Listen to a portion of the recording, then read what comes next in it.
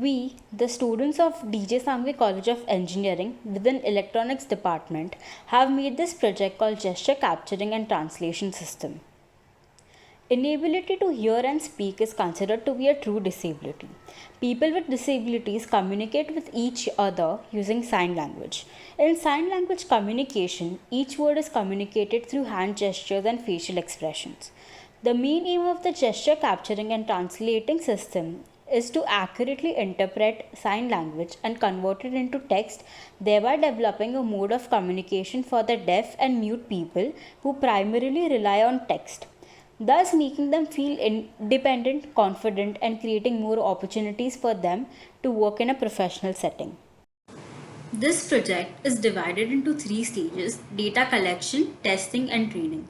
The collection of data in the form of images is done by using OpenCV. We collect the images from the webcam and create the directory. The folder structure has two files: test data and train data. After the directory is created, each gesture captured will be stored into the corresponding test and train folder. The greater the number of test and train data, the better is the accuracy. A dictionary is created that goes through the directories and counts the number of images that are already stored in the directory, that is in the test and train folder.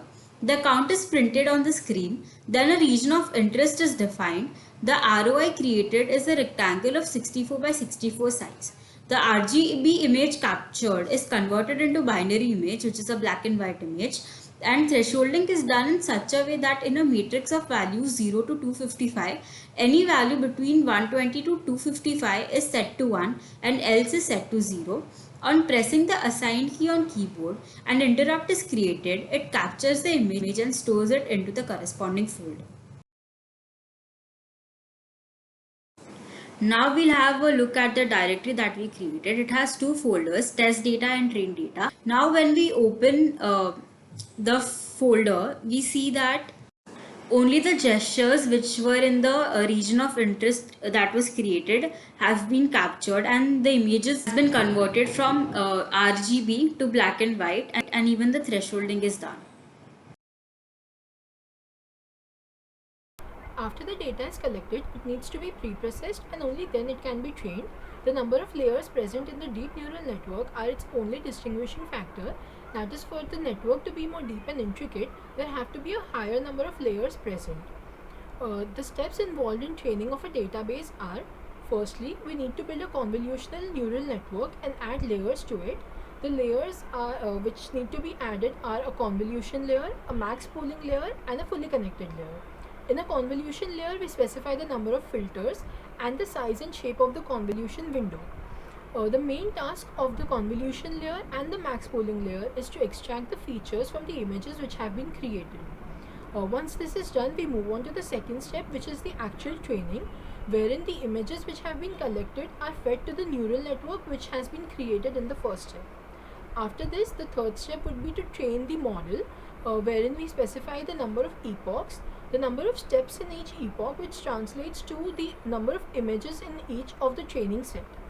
So as we can see that before we develop an algorithm to train a network, the number of layers must be specified. But this is not always possible in case of huge data sets with a large number of variable factors. This drawback can, however, be overcome using the process of backpropagation, wherein even without sorting the classifiers, the information can be collected and the representation for the recognition can be found. Thus, we can see that training typically consists of two phases.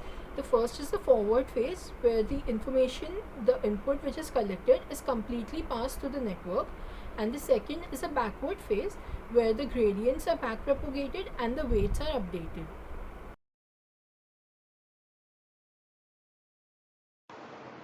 After the training comes the actual prediction testing. We use Keras and TensorFlow to predict the gestures. Firstly, we'll load the saved train model and in real time capture our video through the webcam.